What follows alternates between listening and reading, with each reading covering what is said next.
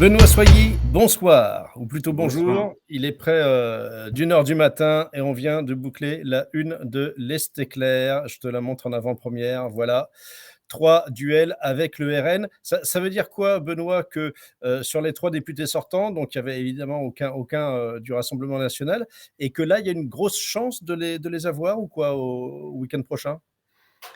Alors une grosse chance, c'est un peu s'avancer. En tout cas, il est clair qu'ils ont réalisé une grosse performance. Les 3 sont qualifiés pour le deuxième tour. Ils sont même en tête dans 2 circos sur 3. Jordan Guiton arrive en tête dans la première assez largement. Angélique Ranck arrive en tête dans la troisième circo, assez largement également.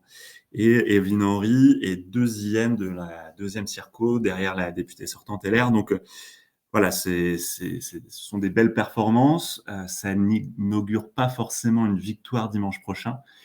Pourquoi? Parce qu'il y a toujours ce traditionnel front républicain ou barrage républicain qui existe un petit peu dans la tête des électeurs.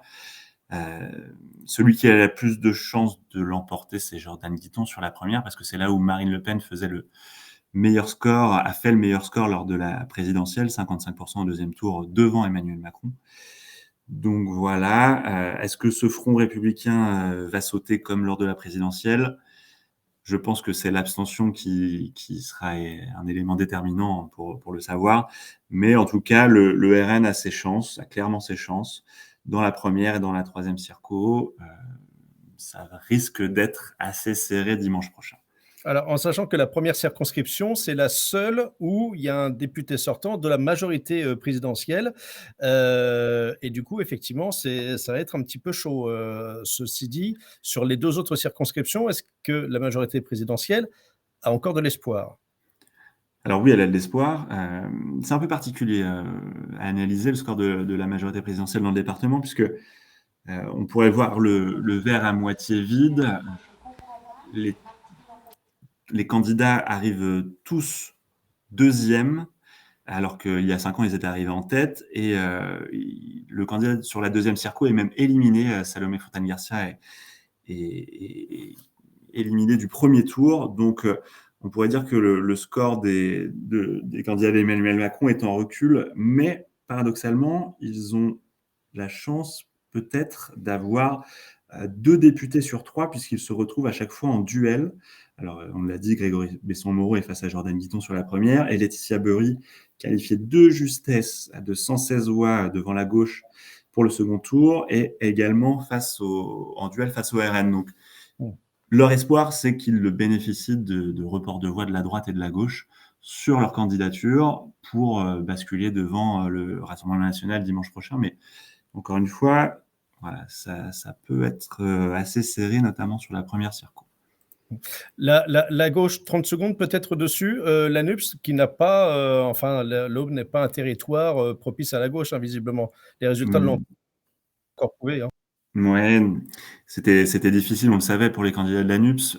Même unis, on sait que la gauche a du mal dans notre département, mais on voit quand même qu'il y a une vraie dynamique qui s'est créée. Ils ont eu de l'espoir. Les sondages nationaux étaient porteurs. La campagne de Jean-Luc Mélenchon, qui reste un personnage très clivant, mais au moins était dynamique. Donc, ils ont quand même fait une belle performance. Dans la troisième circo, je vous dis, à 116 voix près, ils étaient au deuxième tour. Ils arrivent devant le candidat de la droite. Donc, c'est quand même quelque chose à souligner, à retenir. Alors écoute, Benoît, excuse-moi, je te coupe là. Est-ce que les Républicains, qui avaient donc 2 députés sortants, ont encore un espoir? Et cet espoir, visiblement, s'appelle Valérie Bazin-Malgras sur la deuxième circonscription, c'est ça?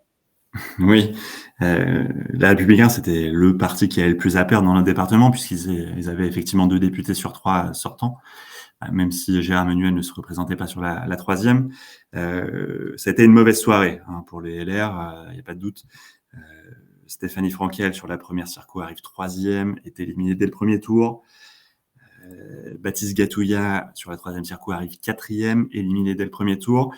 Et donc, effectivement, les espoirs de la droite résident dans Valérie Bazin-Malgras. Elle sauve quelque part l'honneur.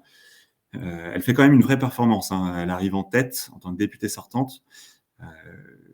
une sorte de primo sortant, mais quand même dans le contexte national des LR qui est franchement pas très encourageant, c'est une performance à souligner. Donc, elle devrait logiquement, si les reports de voix de la gauche et de la majorité présidentielle se font sur sa candidature, elle devrait être réélue dimanche prochain. Elle est en ballottage favorable face à la candidate du Rassemblement national qui a montré quelques limites lors des débats du premier tour chez nos confrères télévisés.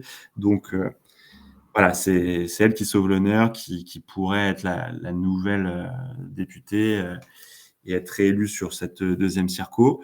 On peut se retrouver dimanche prochain avec une élue Les Républicains, un élu Rassemblement national et un élu de La République En Marche, en tout cas de la majorité présidentielle. Ce serait pas impossible d'avoir trois tendances représentées, même si pour moi, voilà, la majorité présidentielle reste, comme on l'a dit tout à l'heure, en ballottage très légèrement favorable. Voilà, ça sera une des inconnues et une des choses à observer de près dimanche prochain pour le deuxième tour, le dimanche 19 juin. Eh bien, écoute, on suivra ça avec toi également. Merci beaucoup, Benoît. Je te souhaite une bonne nuit maintenant. Merci, Willy. À À bientôt. plus.